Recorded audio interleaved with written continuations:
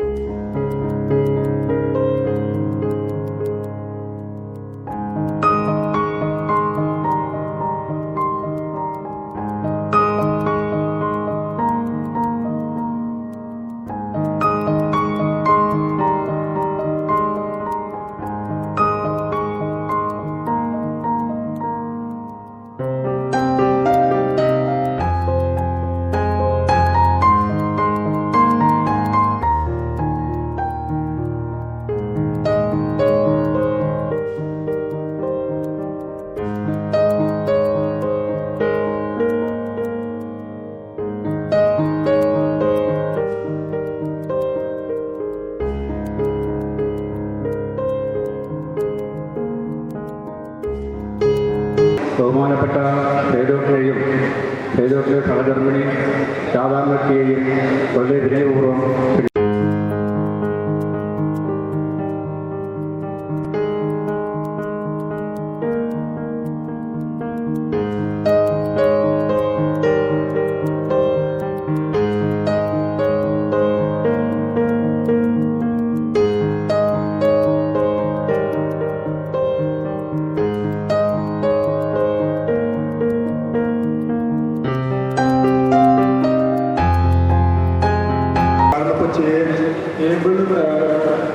സ്റ്റേജിൽ 4 ചെയറുകളാണ്. ഒരു സേതുമാമ ഇരിക്കുന്ന ചെയർ ടോട്ടലി ഡിഫറൻസ് ആണ്. അതെന്താ വെച്ചാൽ ഞങ്ങളുടെ അച്ഛൻ ഇരിക്കുന്ന ചെയറാണ്. സേതുമാമ ഞങ്ങളുടെ അച്ഛൻ ഇരിക്കുന്ന ചെയറാണ്. അനുവദിക്കാനും അനുഗ്രഹിക്കാനും നമുക്ക് വേണ്ട അഡ്വൈസസ് തരാനും ഇനി കുറേ വർഷം ജീവിക്കട്ടെ എന്ന് പ്രാർത്ഥിച്ചുകൊണ്ട്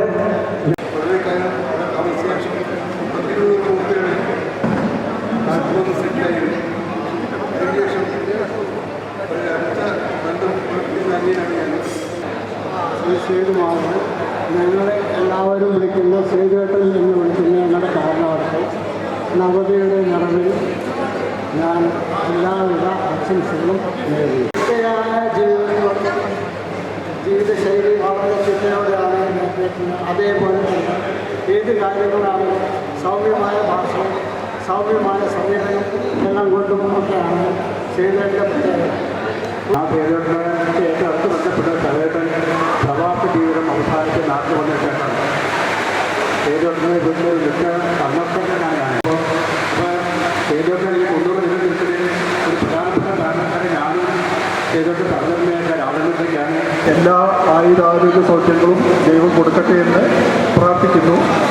ഇരിക്കുന്നുണ്ടെങ്കിൽ അതിൻ്റെ കാരണം അവരുടെ സഹധർമ്മിണിയായ അമ്മായിയാണ്. കാരണം ഞങ്ങളുടെ നാട്ടിലെ നസീറു ഷീല എന്നാണ് ഞങ്ങൾ പറയാം. കാരണം ഇത്ര യങ്ങായിട്ട് സേതുമാമ ഇരിക്കാനുള്ള മെയിൻ കാരണം അമ്മായിയാണ്.